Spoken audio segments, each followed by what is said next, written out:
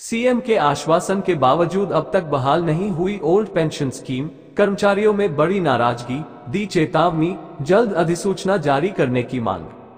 कर्मचारी संगठनों ने लोकसभा चुनाव की आचार संहिता लागू होने से पहले पुरानी पेंशन बहाल करने की मांग की है।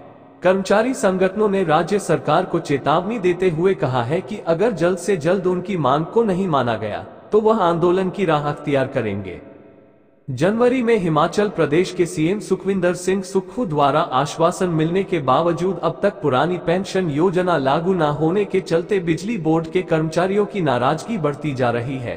कर्मचारी संगठनों ने लोकसभा चुनाव की आचार संहिता लागू होने से पहले पुरानी पेंशन बहाल करने की मांग की है।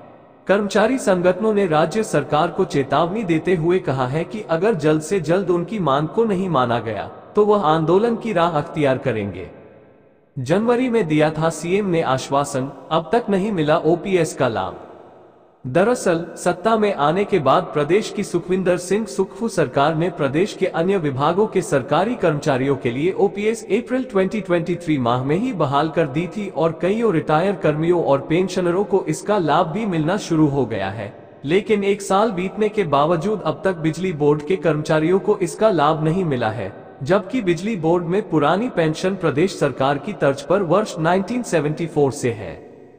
इसको लेकर जनवरी में राज्य बिजली बोर्ड कर्मचारी और इंजीनियर के संयुक्त मोर्चे ने आंदोलन की भी किया था।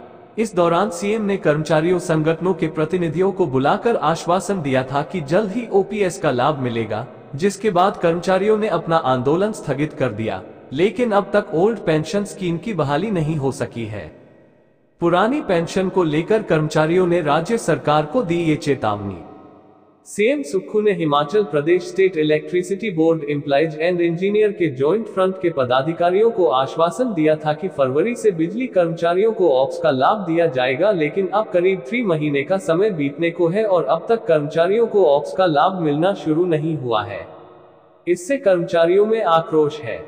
तकनीकी कर्मचारी संघ ने मांग की है, आदर्श आचार संहिता लागू होने से पहले प्रदेश सरकार बिजली बोर्ड कर्मचारियों के लिए भी पुरानी पेंशन बहाली की अधिसूचना जारी करे। कर्मचारी संगठनों ने राज्य सरकार को चेताया है कि अगर जल्द से जल्द उनकी मांग को नहीं माना गया तो वह आंदोलन की राह का रुख करेंगे। अगर अधिसूचना जारी होती है तो बिजली बोर्ड के 6,600 कर्मचारियों को इसका लाभ मिलेगा।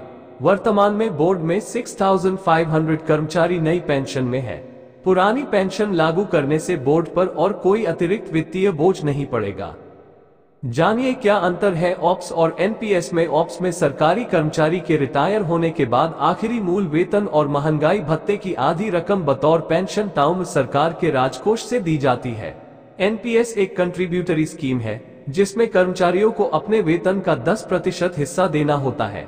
सरकार कर्मचारी के एनपीएस खाते में 14% भाग डालती है।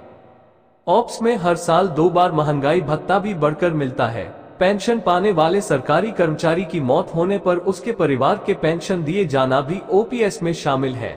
ऑप्स में कर्मचारियों को रिटायरमेंट के बाद 20 लाख रुपए तक की ग्रेच्युटी मिलती है। एनपीएस में रिटायरमेंट के समय ग्रेच्युटी का कोई स्थायी प्रावधान नहीं है। न्यू पेंशन स्कीम एनपीएस में 6 महीने के उपरांत मिलने वाला महंगाई भत्ता डीए लागू नहीं होता है। एनपीएस में सेवा के दौरान कर्मचारी की मृत्यु होने पर उनके परिजनों को कुल वेतन का 50% पेंशन के तौर पर देने का प्रावधान है। नई पेंशन स्कीम के तहत सेवानिवृत्ति पर पेंशन पाने के लिए एनपीएस फंड का 40% निवेश करना होता है। सेवानिवृत्ति के बाद निश्चित पेंशन की गारंटी नहीं होती। एनपीएस शेयर बाजार पर आधारित है। इसमें महंगाई भत्ते का प्रावधान शामिल नहीं है। ऑप्स के विपरीत नई पेंशन स्कीम में रिटायरमेंट पर शेयर बाजार के अनुसार जो भी पैसा मिलेगा आपको उस पर टैक्स देना होता है। ऑप्स में कर्मचारी के रिटायरमेंट पर जीपीएफ के ब्याज पर उसे किसी प्रकार का इनकम टैक्स नहीं देना पड़ता।